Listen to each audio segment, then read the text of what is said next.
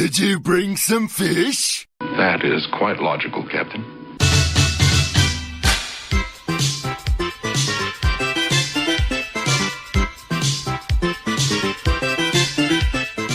Where shall I strike?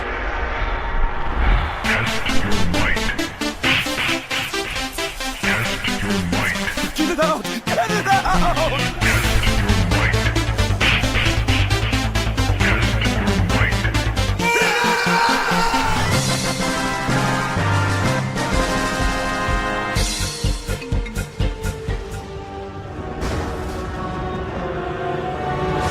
Your mother was a murderer! You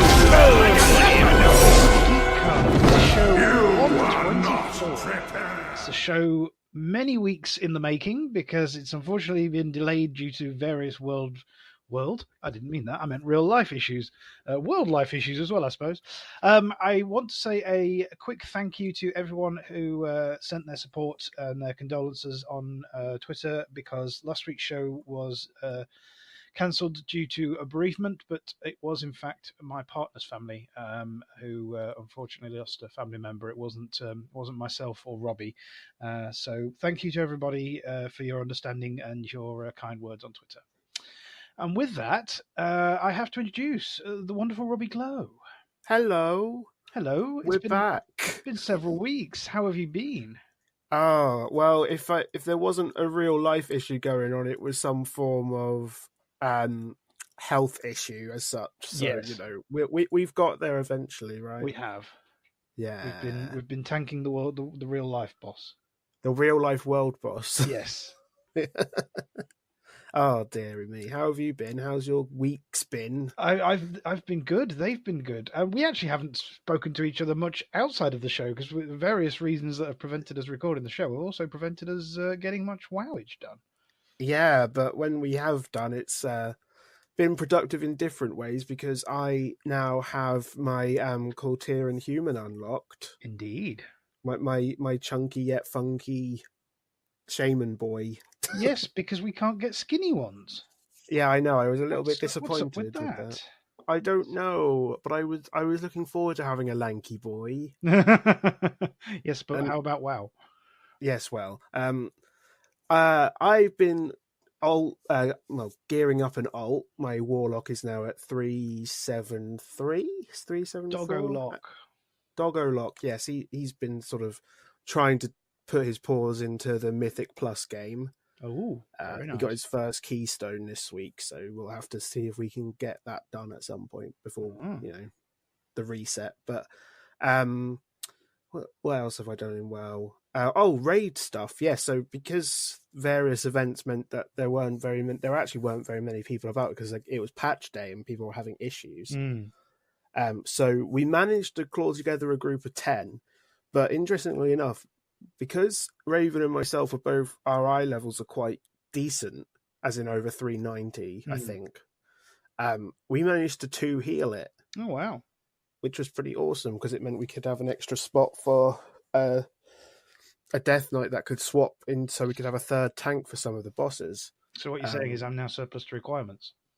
Well, this is the thing, though, because you've found love for an old friend. I have. Yes, I've been gearing up and leveling up and gearing up Slacker Mage, which has been surprisingly not painful. I haven't needed to do any of the the story content again for the third time to get her fully leveled up, and then gearing up. It's been time walking has been a blessing, as has world quests. I spent about 5 hours one evening when my partner was back visiting family, and I had nothing particular to do, so I spent an evening basically just run all the world quests that had gear items on them, and then an invasion which dropped a cache, and then an emissary, like 4 things for emissaries where they would drop a cache. And then we ran 5 time walking dungeons. And by the end of it, I'd basically gone from sort of 266 level gear that was sort of starting with a 120. And I'd gone all the way up to about 350 something Yeah, that was just insane. Yeah, it was great because it meant I was raid ready potentially. But then yesterday was just the jackpot. I did a world boss kill in the Darnassus um, night elf area, and I rolled with a seal, and my 123.55 level alt picked up her first 400 item, which was nice, and a 420, which Yeah, is that like I haven't even seen a no. 420 item My yet. my main doesn't have a 420 on it. This is the first time I'd seen it. I couldn't believe my luck, and that took her item level all the way up to about, I think, 363. Nice. So annoyingly, the lowest item level she has is a 310. It's her neck piece. Because you haven't leveled your Because I haven't got the Azurite. Azurite yet. Because I've geared up so quickly that I've left the Azurite piece behind. So yeah, it's at the moment it's really good. I mean, if I am called to do a DPS role for mythics or raiding, I can leave my pally behind and go back to arcane casting ranged DPS because it's everything seems to be in a good place, and I'm quite enthused about it because it's the first time. I mean, you know that I don't tend to play alts, and if I do, I tend to just have the one. But this is the first expansion where I've actually felt there was no real barrier to entry in terms of getting another alt to 120. This will be my third. So yeah, I'm encouraged, and So are you liking the flexibility of the fact that you're not bound behind story as such to have a max level character? Yes, I like the fact that you can level in dungeons, you can level in islands, you can level doing, you can gear up doing world quests, you can, do time walking, because that was the other big thing was we leveled this character up very quickly in time walking because obviously, because time walking scales you suddenly become just as competitive as anyone else who would otherwise be higher level and higher gear. So that was very good and meant that I leveled up very painlessly in terms of because I don't like replaying content that I've only just recently seen. I don't even like watching a film that I've recently watched. So yeah, this time around there was so many ways that that we could level characters. It was it's been very good fun. Good.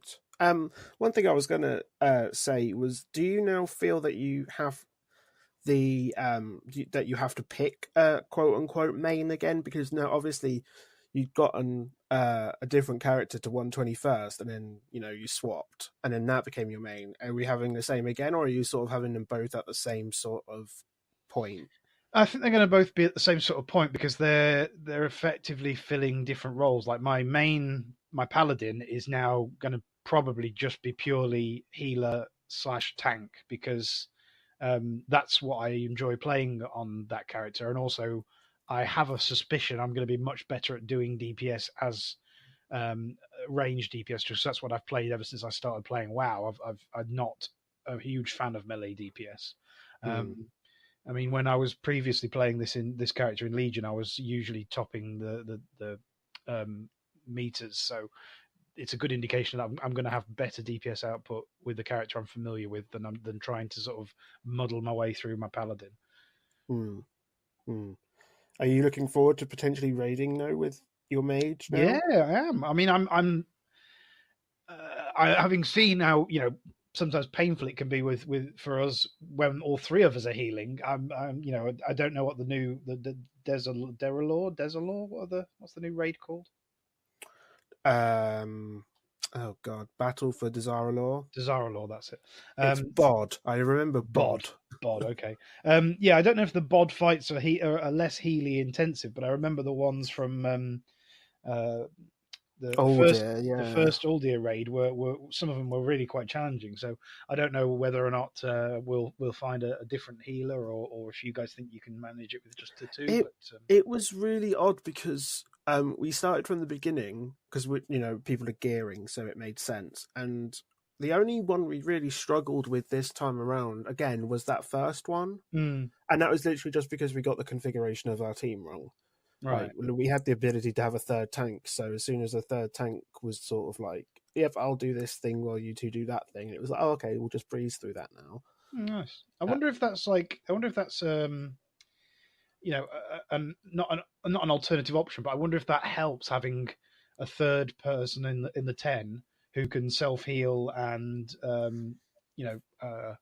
who can absorb some of the damage off of other people, and spreading out the damage and the debuffs that the tanks are taking. Because a lot of the times we had issues with healing, it was when tank switches were not going off smoothly as they could because of mobs not dropping threat or stacks not dropping off when they needed to. Yeah, it'll be interesting to see how this week's raid will sort of the shape of the group will be, because it was I don't even think we had a hunter last week. Oh wow! Yeah, because one of our raid members had a really weird patch bug where they couldn't log into any of their human characters, which was funny because EJ from GGW just basically said, well, then that's your fault for running a human, which was fair, because we didn't have our guildie's hunter. EJ had just had a new warlock, and the warlock was very helpful with the summoning of people that had come late. And then so we didn't have a hunter. We had 3 death knights, which was hilarious. And we had 3 druids. No, not 3 druids. Yes, we did. We did have 3 druids. So it was a very weird group this time around. Well, see, it'd be interesting to see if I enjoy arcane DPS in the raid setting, because I know that one of our party is an insanely good arcane mage, and they put out massive numbers. So I may be playing understudy to them. Don't compare yourself. It will mean it's interesting as well because of the patch day things. Obviously, some people had race changed, and the arcane mage you speak of, who also listens to the show, I'd done from a human to a KulTiran, so everyone was sort of like, "Oh my god, look at your character!" Okay, because they've when they put in pandas and they put time, they then started like time walking stuff, so you got older gear, and it looked really weird at a resolution. Yeah, because it wasn't sort of adapted to their body style. I don't know what Blizzard have done, but this time around they've managed to sort of nail it. Oh, good. Okay, that's good to know. So like on bigger characters now, they seem to have not scaled, but the fittings of garments and stuff seems to have worked a lot better.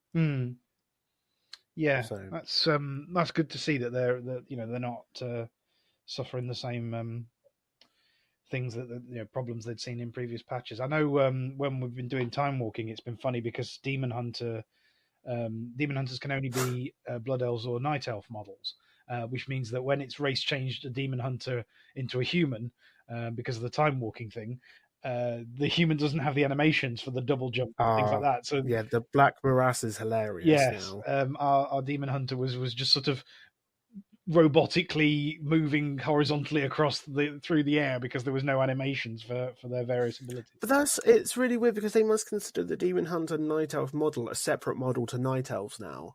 Because it wasn't actually ever making Selene a normal night elf. It was making her into a human or a gnome, wasn't it? Yeah, which just made me think they could have just put it in. That makes me think they've distinguished between a demon hunter night elf and a regular night elf. Yeah, with like the coding. It's very bizarre. Very bizarre. In other news, I've done some D&D finally for the first time in a couple of months. But on the downside, it was 8 hours, and when I got home, and I was like, "Oh, I'll just have a nap," and then I woke up at 6 a.m. the next day. Oh, someone needed their beauty sleep. Exactly. But we had in our previous couple of sessions, one of the characters had actually died. And the player was just a bit like, you know what, I don't want to fall out of love with D&D, so I'm just going to take some time off. Okay. So I was like, fair enough. Because, you put so much work into a character. We played that character for like 8 sessions over the space of 6 months. You get to know them as a character. But there's a group of 5 of us, and the problem is that because all of us work and have organizing sessions can be quite difficult. There was a time when there was only 3 of us, and the session went well, but then the DM was basically like, "Oh, okay, well, if I'm just going to wait until other person comes back because I don't want there to ever be a chance that there's only going to be 2 people in a 5 session." Yeah, that makes sense. So you sort of put a bit of a hiatus. And it was sort of like an unspoken hiatus, really, because we didn't really talk about it until the session came back, but it was sort of kind of everyone had an inkling about it. But we had a new character introduced to us, which was quite funny because they put a crossbow into my face. That's always quite fun. Oh, okay. I was picking berries, and someone put what was it? They did a minor illusion, so it seemed like a pig had gotten stuck.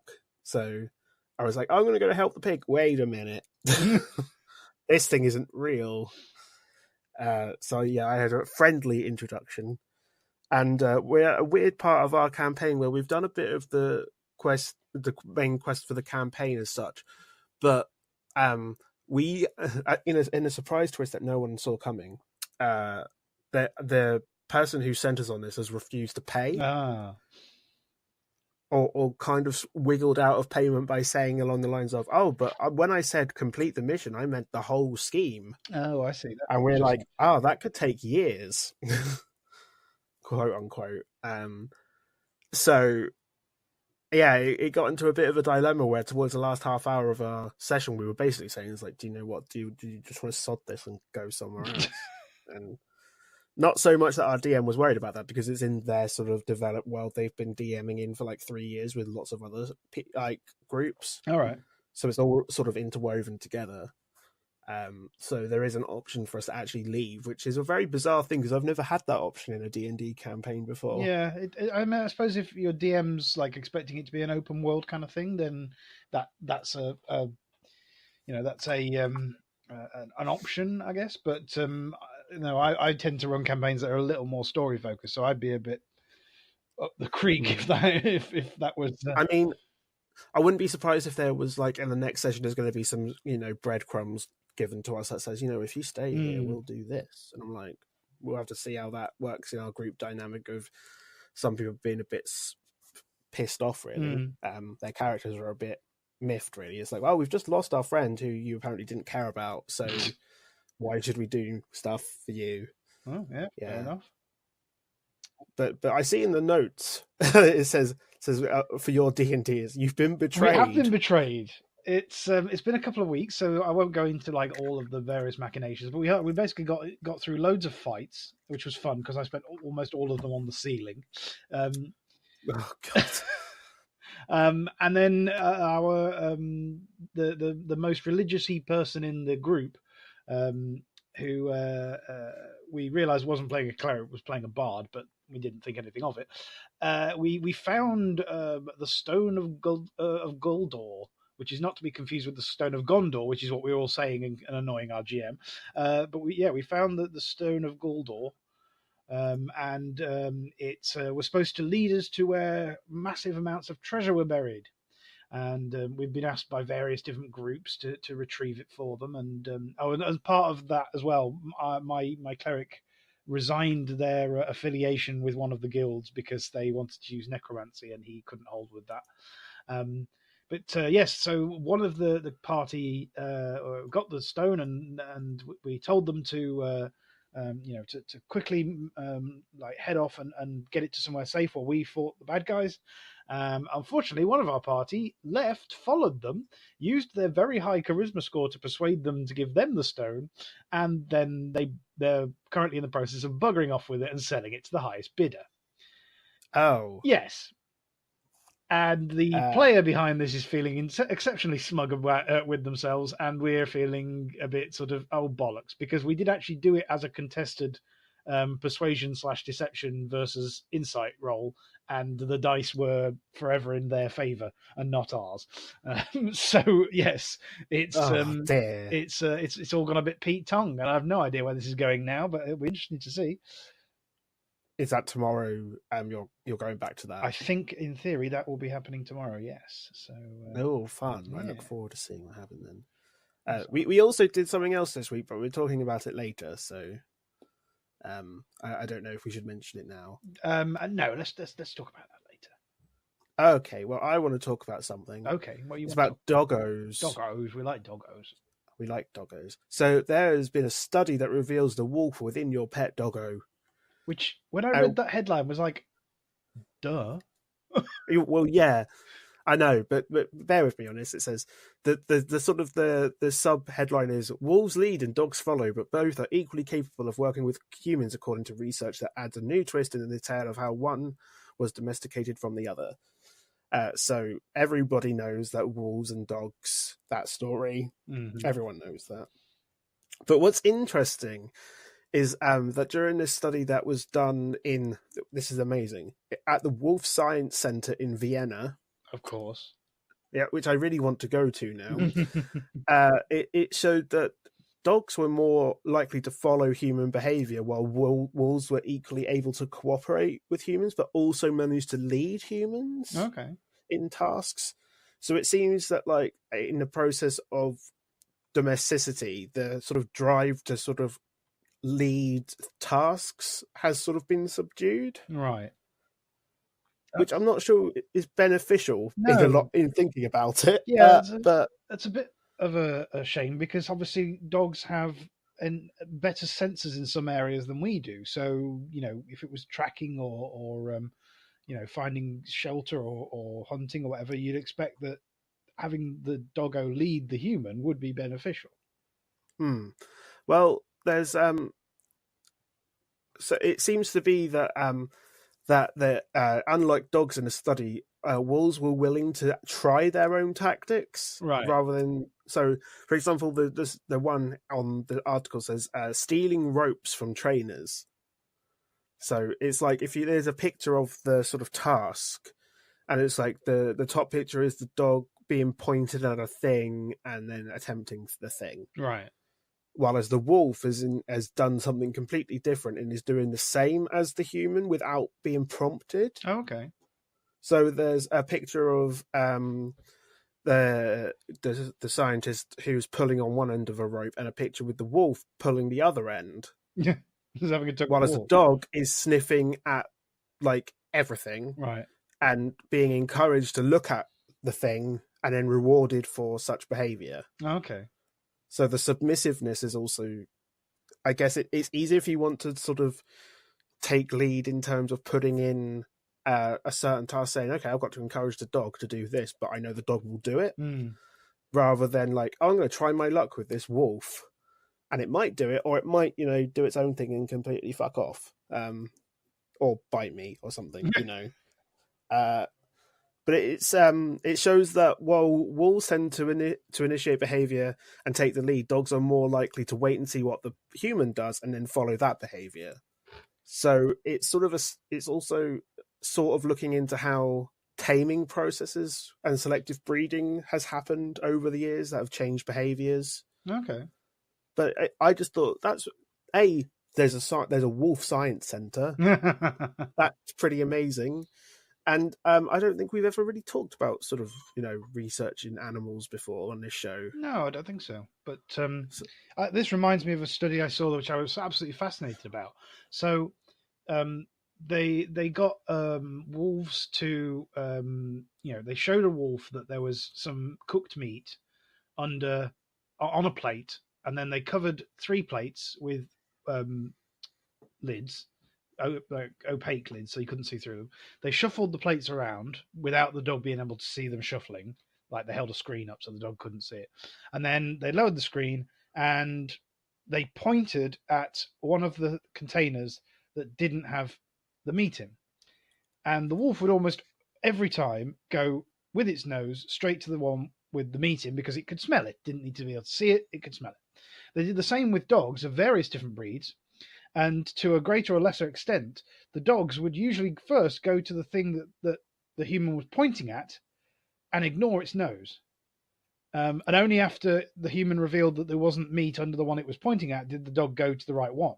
And they looked at like what was going on in the heads of dogs at the time, and they found that dogs, even though greatest asset is their sense of hearing and their sense of smell, they were using their vision for most tasks first, because years and years of being around us, where our primary sense is our vision, has meant that they are used to doing. They're used to taking direction from us, and obviously we can only direct them to things we can see. Right. So Yeah. I thought that was really interesting that we'd actually overrode their basic instincts because they were so used to going with whatever the human saw as the first instruction in the world. So I guess that sort Yeah. of supports this sort of finding. Yeah, I guess it goes to show that, like, with the thousands and thousands of years of selective breeding, it kind of has bred away not the instinct, but sort of the trust in themselves Mm, as such. Because obviously, like you say, a wolf is just going to be like, "Oh, I smell it, yeah. it's there," whereas a dog is like, "Oh, but the human says it's that one." Because I guess they're more trusting, and they have a drive to sort of appease the humans. Well, that's it. So I wonder if a study into different breeds would be interesting, because I mean, Labradors are famously always hungry. I wonder if that, but they're also famously loyal. So I wonder if there would be conflict there, because the dog wants the food, but at the same time wants to look at whatever you're pointing at. You've got breeds of dogs that are literally pointers, and they will hold themselves still and rigid and point at something. What would their reaction be? Which is obviously a sight-based sort of thing. You've got working dogs who are much more used to, on one hand, used to taking commands and going where they're told to, and going to the thing that you're telling them to go to. But they're also very practical in terms of finding things like if they're ratting dogs or things like that. And then you've got the dogs that are quite close to the wolf, like the husky and things like that. How would they, which would they react to? Because I know, huskies and border collies and things like that, the dogs most commonly thought of as being quote unquote smart. I know, for example, when you get husky packs together, they'll try and put themselves into the reins, and they'll try and set themselves up in the sled, because they really want to run. So it'd be interesting to see which breeds of dogs are different from each other, and which ones are closer to being self-reliant like the wolves. Yeah, it is interesting. What did you make of the fact that, like, that there's places dedicated to this sort of thing? I think it's not really surprising. I think it's interesting that we find it a surprise, because obviously there hasn't been a wolf in the in the islands that make up the United Kingdom and the Republic of Ireland for generations upon generations. Probably not since the Middle Ages. So we don't really think of anything. We don't really think about wolves. We probably forget that they even still exist outside of television shows. But obviously, if people who live in the Americas or in like the more equatorial regions, or heavily wooded areas, or like the undisturbed forest areas, they probably think that you need to study wolves just like you need to study big cats or birds or all sorts of things. It probably doesn't seem out of ordinary. I mean, we wouldn't find it unusual for a zoo, for example, to have a big cat sanctuary. Or a breeding program to try and repopulate the tiger or something like that. But when it comes to a wolf, we find it surprising that people study them. Yeah. So I want to talk about something hilarious that happened. Oh, go on. So there was announcements from Nintendo of the new Pokemon generation on the Switch. Oh, yes. Which looks amazing, and we'll talk about it another time. But we need to talk about the names. Okay. So the new Pokemon games are called Pokemon Shield and Pokemon Sword, right? Okay. And a Spanish newspaper reported a Twitter meme as the third version, because they've announced that there's apparently a third version of the game called Pokemon Gun. Nice. That seems likely, doesn't it? Yep. And Pokemon Gun started off as a joke on in the Pokemon community on Twitter. Which basically straight away was like, oh, look, obviously the third one's going to be something called Gun, because, it's talking about the fact that it's satire of current political issues and all that.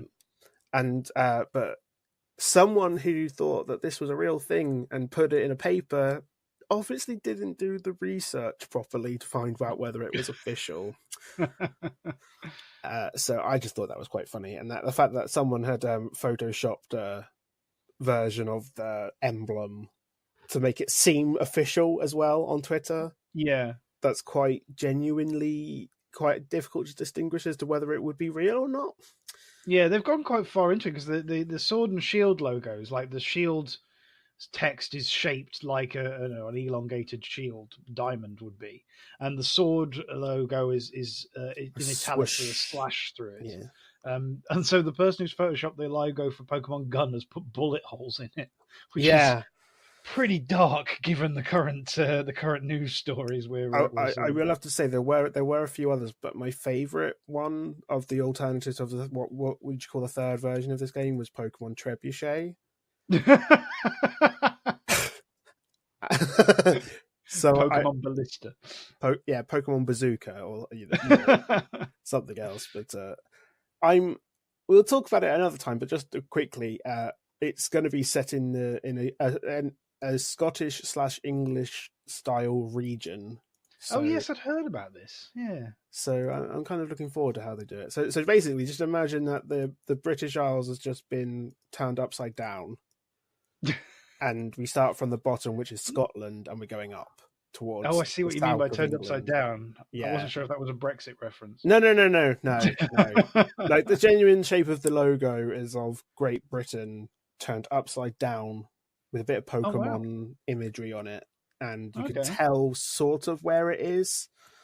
I'll have to find a picture for you, but I just wanted to just be like, oh, so memes getting into an actual printed newspaper, that's quite funny. That is good. I like that. Yeah, that's very cool. And I'm interested by the Pokemon Go. Not Pokemon Go. What about Pokemon's Sword and Shield and the Switch? Added to the list of reasons why we should buy ourselves a Switch, even though we shouldn't be buying ourselves things while we're trying to buy a house. Yeah, that's kind of but you need a Switch for your house. That's the way to look at it. Oh, I see. It's an essential thing for the house, is it? I see. Right. Yes. How else are people going to know that you're gamers without going into your gaming room? Oh well, that was the fun thing, wasn't it? We spoke to the people who we're buying the house from, and it turns out that not only did they play WoW, but they met each other in WoW, and they also play D&D. So I suppose I should have told them about the podcast, shouldn't I? Yeah, why didn't you? I was. Do you know what? Funnily enough, I was more concentrating on whether there was asbestos and damp in the roof. Well, your priorities are a little bit correct. Okay, fair enough. Yes. We're happy though. We think all of our questions and concerns have been answered. So, watch this space for house movage. Anyway, on a completely different note, hands up, anyone out there, and yes, I realise in an audio format podcast that's going to work really well. But hands up, anyone who remembers MySpace. Oh, funnily enough, not only do I remember, I also forgot my username and password about 10 years ago. So, well, keep your hands up if you even knew they were still going, because I certainly didn't. It turns out that MySpace is still going.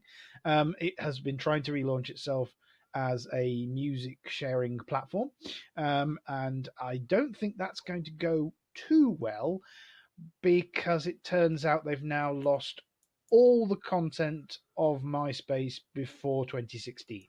Womp, womp, womp, womp. Millions of songs, photos, videos, etc. There are no backups. A lot of artists, who had their initial break on MySpace, will have all of their content before 2016 just gone. The article mentions that there were some artists that are now, big, well-known names like Lily Allen and the Arctic Monkeys who got their start on MySpace. But yeah, anyone who didn't transition into a studio and was distributing their content via MySpace, A, why were you still doing that? But B, apparently a botched server migration as late as a year ago has led to all of this data going missing. But a lot of people were told over the last year that this was retrievable and that there was only a minor glitch and that it would soon be recovered. Yeah. But at this point, it looks like it's completely dead. They almost did. They almost did a Blizzard soon TM moment, didn't they? Yeah, except unlike Blizzard, who genuinely are wanting to put stuff out as soon as it's ready, this is no. They just didn't. They couldn't recover the data. It was gone. So it's a bit strange. It's interesting that what's one of the quotes about this says, "I'm deeply skeptical that this was an accident. Flagrant incompetence may be bad PR, but it still sounds better than we can't be bothered with the effort and cost of migrating and hosting 50 million old MP3 files." Yes, well, that's definitely something that wouldn't surprise me. They were bought by Time in 2016, and Time have got to be weighing up whether or not, like the quote says, whether or not it is in their best interest to host all of these old files and wall posts and things like that. If Time genuinely think they can relaunch the platform, then they probably don't care about cutting ties with the past and want to push for a fresh start. So who knows? But it's strange because MySpace staff were apparently quoted as saying, "I have been informed that the issue will be fixed." So at least some of the staff thought that this was a thing. Yeah, not entirely sure that maybe that was just wishful thinking. Well, the interesting quote from it's interesting the wording on the when the banner on top of the website that explains what happened, and it says, "As a result of a server migration project, any photos, videos, audio files more than 3 years old will no longer be available." It doesn't say due to a error in a server migration project, or due to unforeseen circumstances, or due to infrastructure problems. It actually says it's just due to a migration project, as if actually ditching all of that content was part of the project.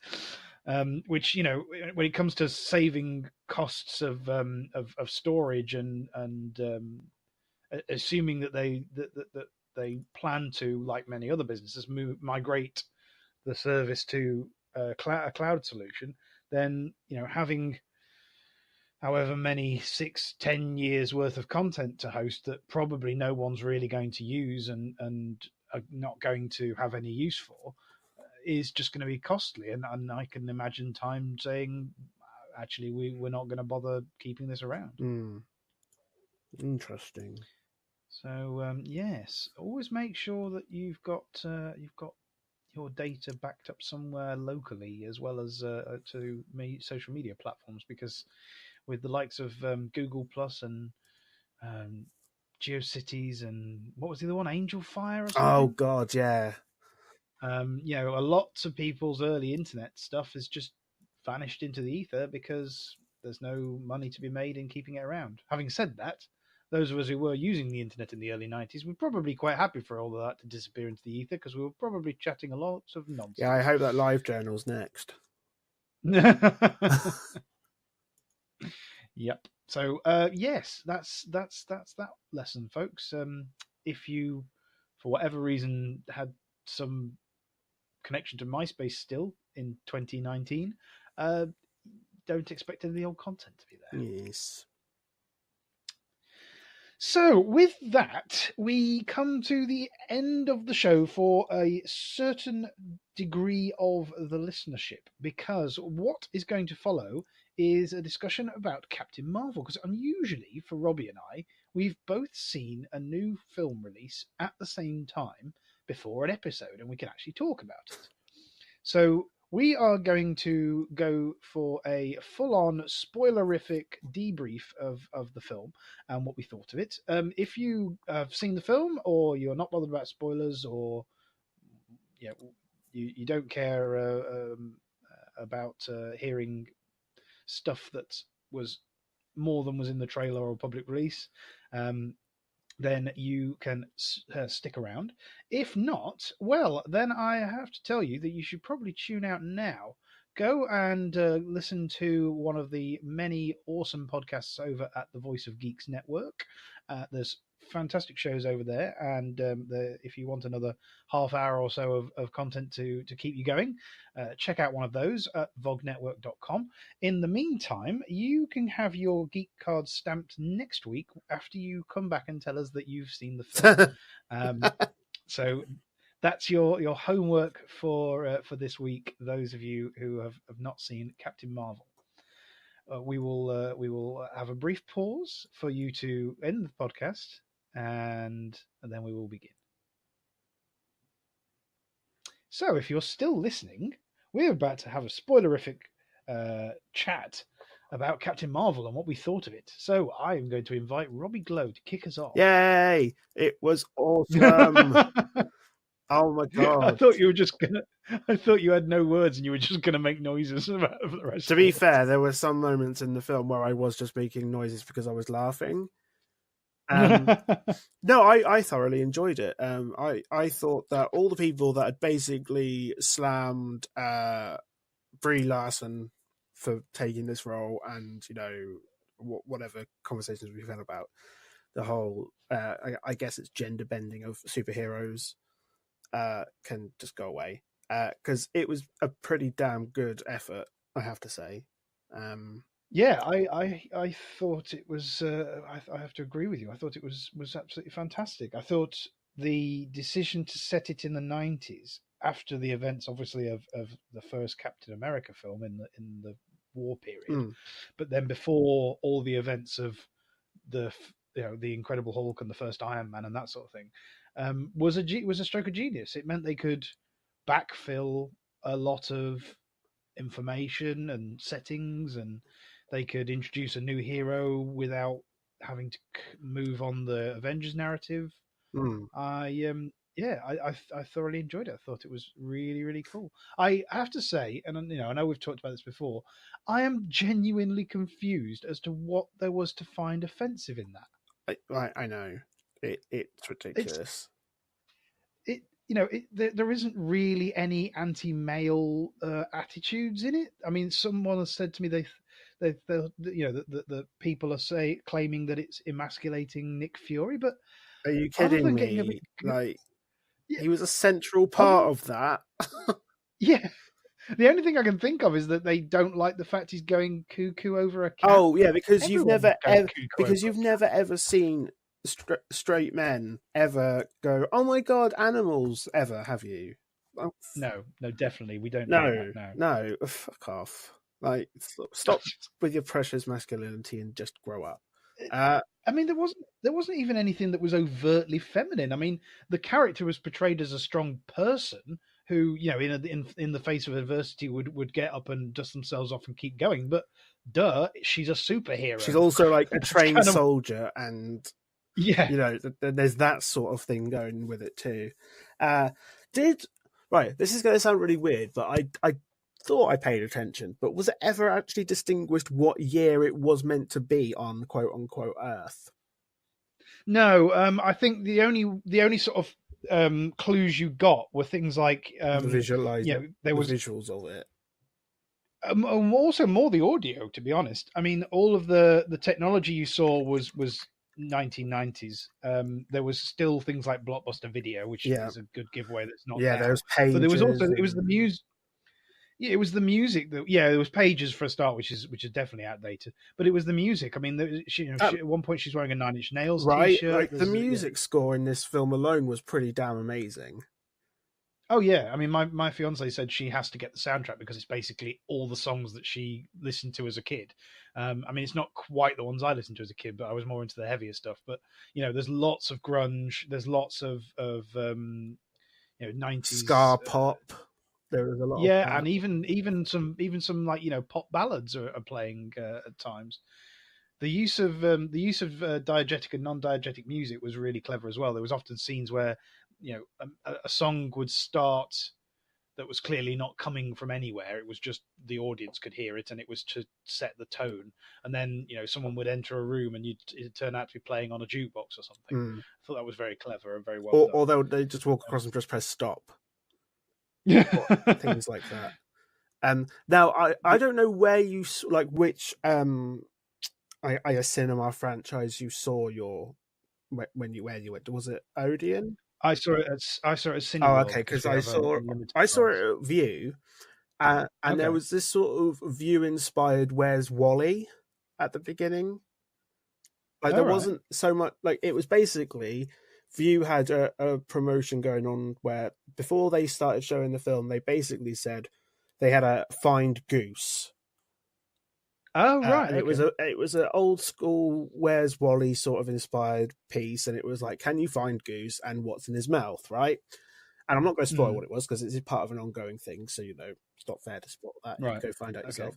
But it was essentially like go to whatever it is, View, whichever link they said, and like if you tell us where he is and what's in his mouth, you could be in for a prize. It was that sort of thing, right? But I was like, are they doing this everywhere, or is this like a View exclusive thing? Because if so, that's pretty clever. I think it's a View exclusive thing because it definitely wasn't on in the Cineworld. Although the way the film started for us was with a very moving Stan Lee. Yes, so the Marvel. Yeah, that was there. Yeah, the Marvel logo was all pictures and all shots of Stan Lee. Yeah, with a thank you, Stan. Cool. Did you see in the cameo? He's on the bus reading something and practicing his lines. It's actually the script to Mallrats, which has meant that I forgot his name. Who's the director? Silent Bob, who wrote Mallrats or co-wrote it potentially. Just Silent Bob. Silent Bob, fine. He posted a picture of how he was like really tearful and overcome when he saw the film because obviously it connected him directly with Stan Lee and obviously that period and everything. So that was quite fun to see. Was this the last one that he was? Yes, I think this is the last one. I've heard competing theories here. I know this one they said he'd already filmed it before he passed, so it was definitely happening. But I've heard other people say that he's filmed a lot of cameos, right? So he might be appearing in a lot of other things. So I don't know. I'm just trying to think which the next one is. Is it the Endgame? It's Endgame, yeah, and then it'll be Far that's From next Home. Month, isn't it? Yeah, is that as soon as next month? I didn't realize that. I thought it's either April or May. I think. Oh wow, okay, I'll look forward to that then. Yep. Well, for one reason, because it was like one of the last things we saw. Yeah, that's true. The connection to that. Yeah. One thing I have to say was that scene on the train with the scroll shapeshifter. Oh basically, yeah. That moment where Captain Marvel's basically like has that really confused look. Yeah, and you have that a bit of suspense for a couple of seconds, and then just bash in the face. That was probably one of the funniest moments of the whole film. Yeah, the only moments that I like absolutely lolled at, straight up genuine, was the reveal of Goose. As soon as like he started to own the scenes, I was just guffawing. I thought that was something the film did, and actually something that the MCU generally does really well these days, is get back the balance of humor versus threat versus just good action scenes. One of the things that sorry, go on. There was that funny moment where they had the scanner of like the how dangerous everyone on board a ship was. And they had the bit where it's like they scanned the cat and it's like, oh yeah, that's quite dangerous, we don't want that. Yeah. And then they scanned Fury, and it's like I can't remember the words exactly, but it was like little to no danger or something. Yeah. Human male, little to no danger. Yeah. Yeah, and then he was like, oh well, that thing must be broken now. It's like, okay, I get it now. That's funny. Yeah. Your precious masculinity. Bless. One of the things that sort of made me go was seeing some of the space combat things when she's fully got her powers and she's letting rip. I saw that, I was like, oh yeah, that's what a Green Lantern film should have looked like. That's how they should have done that one. Because a lot of the before I walked in with people, right, I basically said, it's like, we're forgetting that other ones have happened, okay? Like, this doesn't happen. Like, the Green Lantern never happened, the Wolverine film never happened. Like, fair enough.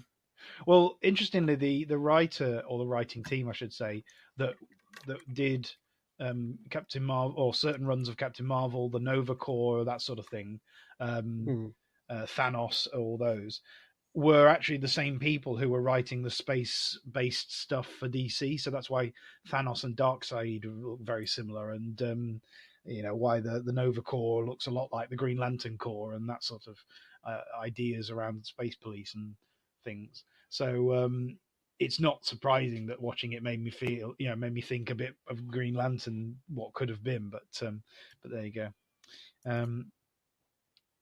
Did you have any other takeaways from the film other than it was just really good? I just thoroughly enjoyed it. I mean, there was one moment when you were saying about the space fights towards the end, and I was a little bit kind of the whole one man versus an army of warheads thing, right?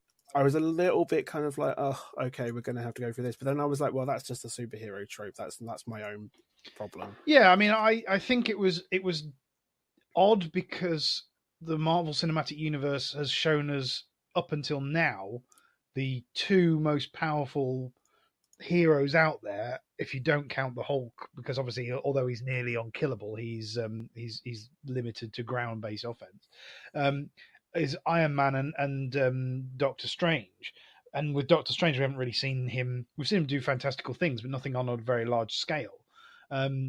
Whereas, this is probably one of the most powerful superheroes that the cinematic universe, at least, has shown us. Because obviously, in the comics, we know that Scarlet Witch is immensely powerful. But that sort of display of power, one person against an army, is something that's a bit new for Marvel Cinematic Universe. But if you think of like Superman, it's actually not a concept that we've not seen before. I mean, Superman was taking on an entire nuclear threat in the 1970s. So I think it was just a bit strange seeing it in the MCU. But I think it's quite interesting to see where they go with this immensely powerful superhero that they've now introduced into the playground, as it were. I did like at the end, before the credits, where it was Fury trying to think of a name for the initiative. Yeah, that was fun. Yeah, I quite like that. I think it's good because it addresses the fact that Avengers Initiative is a bit of a strange word to use when supposedly the events are about defending Earth rather than avenging it. I think this did a good job of explaining where that came from. And I also love that there was a few other bits and bobs where the MCU has taken its time to explain things that would be quote unquote silly because of comic book. Like, for example, when we hear why Iron Man's costume is red and gold. Because it's the gold that was used on satellites. So when, in Captain Marvel, we see that it's a kid who reprograms her suit's colors to be more like the t-shirt she's wearing. I think it's nice when you see them do that. And one of the things I really enjoyed was the involvement of the Tesseract in this story, because it suddenly gives a reason for there to be constant interest and visitation to Earth from, the 40s onwards. Why do we keep seeing alien entities and alien people showing up around Earth if Earth's considered to be a backward, technologically inferior place? It now establishes in the sort of timeline of the MCU that it's because the Tesseract has been on Earth since the 1940s, and a lot of people have expressed an interest in that and getting hold of it. So I thought it did a really good job of just tying everything back to the events of Avengers. Yeah. So yeah, I was thoroughly impressed. I was a little bit worried because I'd seen, obviously all the negative reviews, which we weren't taking seriously, but I'd seen a few other people whose opinion I do value, saying, oh, it's a fair enough movie, but it's nothing special. But actually, I thought it was. I really enjoyed it, and it's done fantastically well at the box office. It's outdone a huge raft of films, including pretty much anything DC's put out. It's beaten Wonder Woman, which I was surprised at. It's the highest this year, for any film. So if anything, all this sort of super negative press beforehand, and your crybabies on Twitter, moaning about social justice paladins or whatever it is, it backfired. It made everyone want to go and see the film and see what all the fuss was about. So well done, guys. Yeah. Can I just say, like, I'm going to talk about something that isn't to do with the film, but it's to do with the trailers at the beginning. Oh, right, yeah. So I think it was one of the first times that I wanted to actually see every film that was shown on the trailers. Oh, okay. What trailer did you get then? We got the Tim Burton Dumbo remake. Yep, we got that one. Shazam. Yep. Dark Phoenix. No, we didn't get that one, actually. Oh my god, man! I'm seeing that film as soon as it comes out. Yeah, I'm not. I have seen the Dark Phoenix trailer, and I don't think it's a great idea. I mean, it's doing the movie they already made, and that one wasn't very good in the first place. Yeah, but like it's a different sort of film for them in a way. It's more like when you embrace your evil, which you don't really see very often. That's true. You don't. That is true. But the Shazam film, I've got really mixed feelings about, because on the one hand, I think it's a very fun concept, and I can see why they've gone that way with the character as it is. But on the other hand, I've always enjoyed Captain Marvel, or as they're now calling it, Shazam, which is really weird. How does he ever introduce himself if he can't say his name without summoning down a lightning bolt? But anyway, the DC version of Captain Marvel, who is now called Shazam, for anyone who's confused by any comic book from the 1990s, is like, I can see where they want to go with it, making it basically like Big but with superheroes. But at the same time, like I'm used to seeing Captain Marvel I keep saying that, Shazam in things like Kingdom Come and Crisis on Infinite Earths, and these huge world redefining storylines that DC does so well. So for me, I find it disappointing that it's looks like it's really farcical. Yeah, but then that's how it's sort of, I guess, playing on the whole, well, Deadpool was hilarious thing. That superheroes have sense of humor, and I suppose get up to antics and get up to tomfoolery, mad bants. Yeah, I suppose also DC's tried going grim and gritty, and it's not worked several times. Oh God, has it not worked? But I'm giving them the benefit of the doubt with that one. Fair enough. I probably will see that one, but I mean, I am enjoying MCU a lot more. A lot more. Like if Marvel's a 10, DC's like a 6 to me at the minute. So I'm trying to get a few more before I basically go, you know what, I'm done with this now. Well, fair enough. Yeah, I think that's fair. The Dumbo trailer, I'm intrigued by that, because on the one hand, the original story was sort of saying how it's bad that animals are kept in zoos and this animal wants its freedom. Then there's this whole Disneyfication of the thing, which has made it, isn't it cute, a flying elephant? But also it's being done by Tim Burton, and he's not known for his happy-go-lucky, family affairs. He's known for his gothic and twisted take on the world. Yeah, but did you see the trailer? Yeah, I know. That's what made me interested to see, like, where is he going to go with this? Because it's gritty.